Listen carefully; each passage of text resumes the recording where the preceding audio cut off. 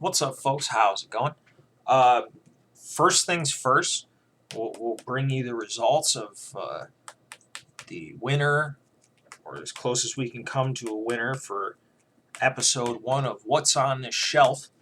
Uh, so we had a couple of different guesses. We had sponge, natural sponge. We had deflated blowfish, sex toy. But two different people guessed that it was either a chicken leg, fried chicken, or a turkey leg. Very close. But you gotta expand your mind, man. Plastic chicken leg. Okay? Alright? So, that's the kind of big brain shit that I'm trying to bring back to YouTube. I feel like there's a dearth. There's a dearth of that sort of quality content. Sort of thing where it's like, you think you know what you got, but really you got to be prepared to have your mind blown. So,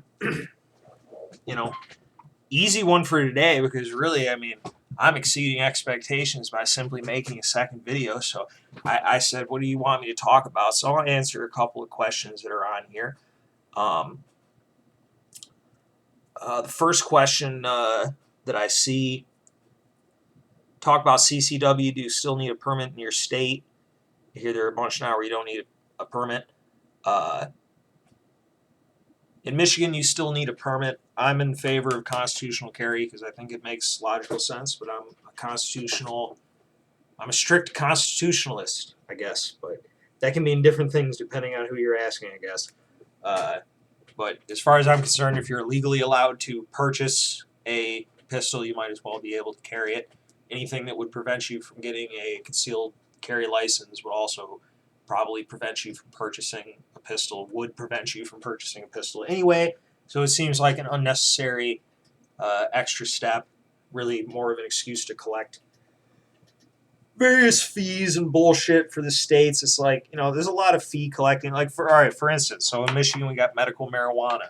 Okay, I'm a medical marijuana patient in the state of Michigan. I went on a road trip a couple of months ago. I went to New York State. I drove through New York City and stuff, which is something I'd never done before. But I thought to myself, well, because I saw they got medical in New York. So I'm like, I don't want to drive through fucking Ohio with weed.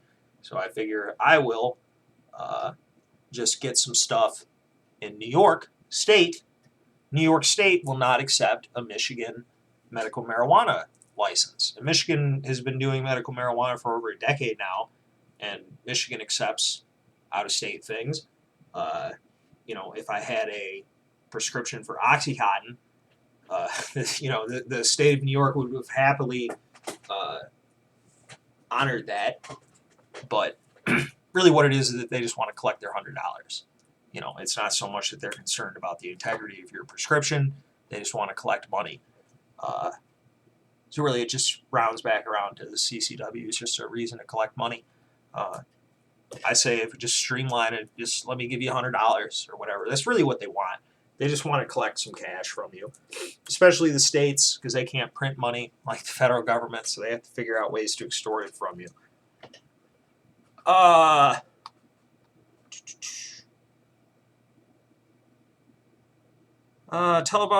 us about your thoughts on the labor market. Is America following China in the lie down movement?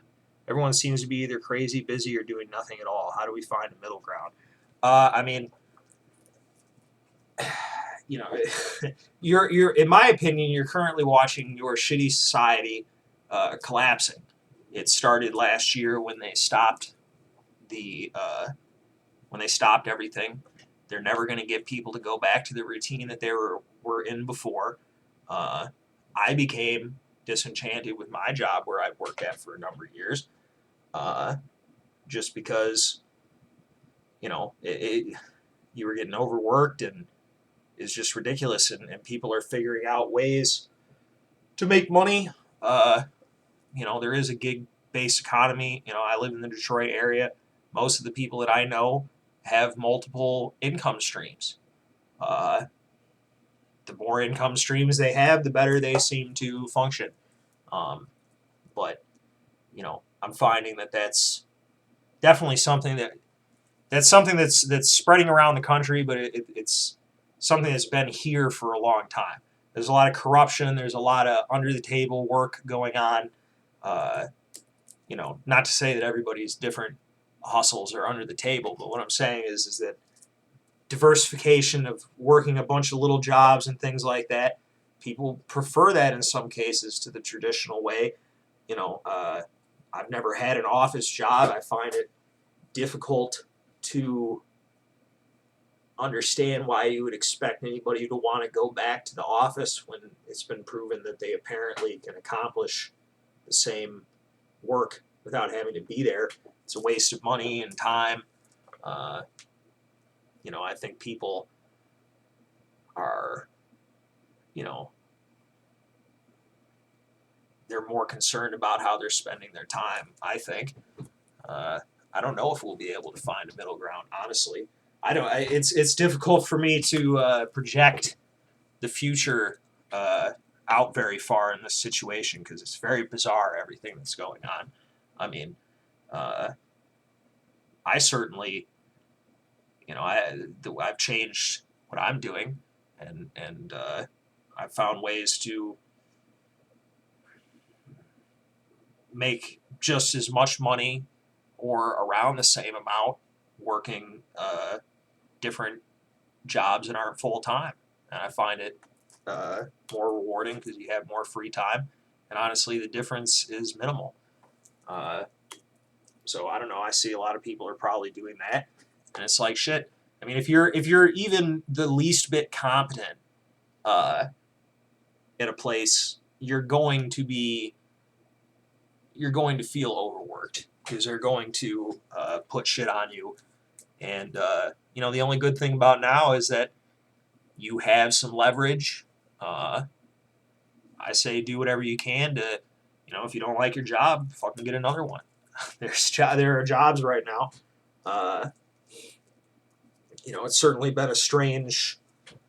It's been a strange couple years, that's for sure. You know, I'm talking to you again, coming to you from Michigan, which apparently right now has the worst cases. I don't know about that, but it's certainly gotten strange around here. But I've driven around a fair amount of this little country of ours in the last 2 years, and I see a lot of things are changing, and I don't know if they're necessarily changing for the good. I'm currently looking at relocating out of this area.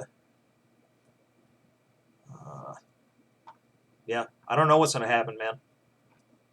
I don't know.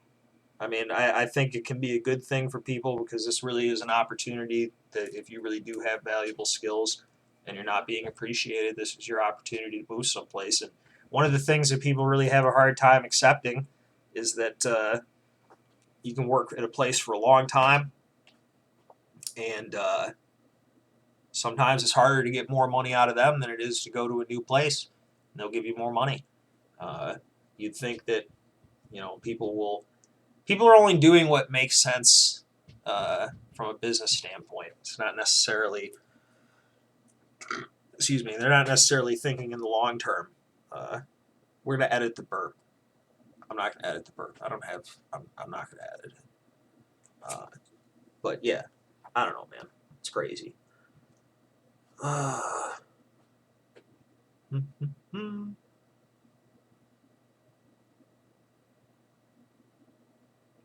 He's saying the China lie down movement. China's got a lot of problems. I don't know if they have a lie down movement. I wouldn't trust anything that comes out of China at this point. I think if we've learned anything over the last 2 years or so is that nothing that comes out of there is to be trusted, and especially any news about anything. I don't know what to make of them because you really can't trust any information coming out of there.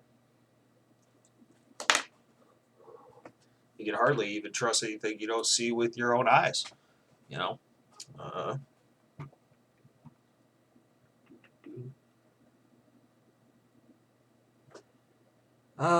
Sentimental comments are annoying at times, but I fail to get all worked up over such minor things in life.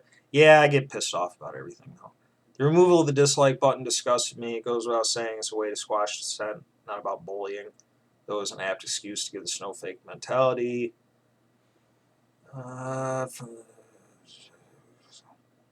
think removing would be the first thing that really spurs a transfer from YouTube to some competitor. Truly an unpopular move. Maybe start making vids again for real, but on a competitor site. I mean, I guess BitChute is a possibility. I still don't think BitChute works very well. It's really just a shame that YouTube kind of works a lot better than it used to, and now they all fucking suck. I don't really see what the point. It's like nobody gives a shit about anything except that they make a big deal about it.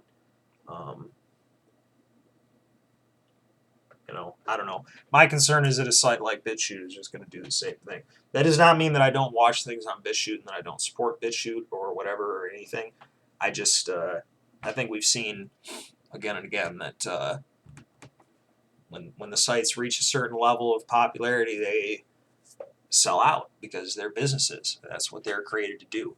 People don't create these things for the purposes of creating like some free speech kind of thing, like, because that's not how you pay bills, unfortunately. If we had a truly neutral,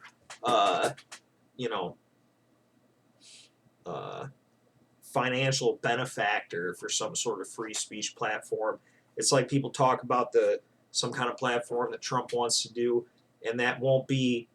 Maybe it will be free speech, but it won't be neutral because it's going to be pro-Trump, which is fine if you like Trump stuff, but I would prefer that there was just a platform that didn't take any political stance one way or the other, and just kind of let the chips fall where they may.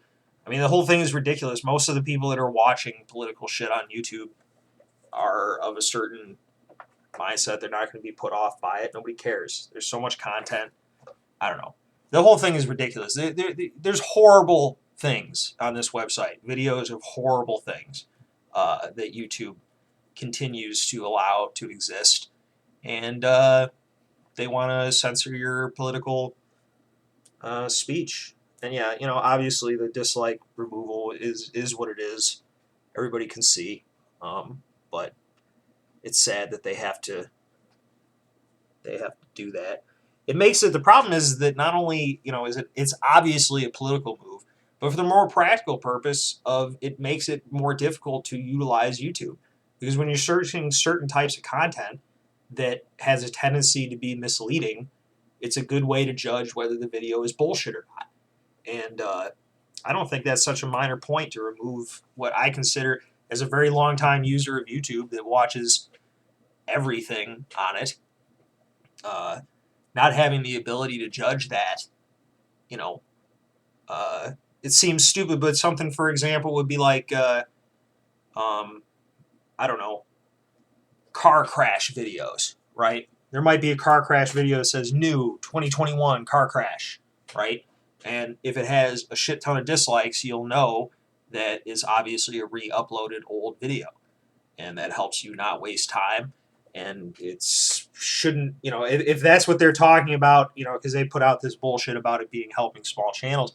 I'm sure some small channels do get ratioed that way, but they could learn to be less misleading. People tend to succeed despite the misleading angle that they take on a lot of shit that they do. It just seems very difficult to.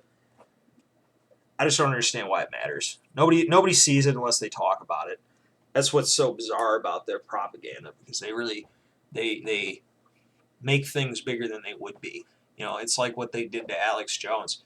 More people know who Alex Jones is now. The only people that knew about Alex Jones before was people who listened to him and like people on the internet that were into memes and shit. Now everybody, a lot more people know who he is. It's just, it's incompetence what they're doing. I find it strange that they feel, because it's like they really censor channels that are very small, and it's strange. But the shit they do leave up there is shocking sometimes. Nice to know you're still alive. I am alive. Didn't even get COVID or anything. Didn't even die of COVID. So that's good. my video gonna get blocked for saying that? I didn't say anything negative. Go to your doctor or whatever. So, yeah, I mean, I don't know. Might make some more videos. Why the hell not? The world's ending soon anyway. So, yeah, put in your guesses for the shelf this time. And I'll try to come up with a more structured video for tomorrow, maybe. Catch you later.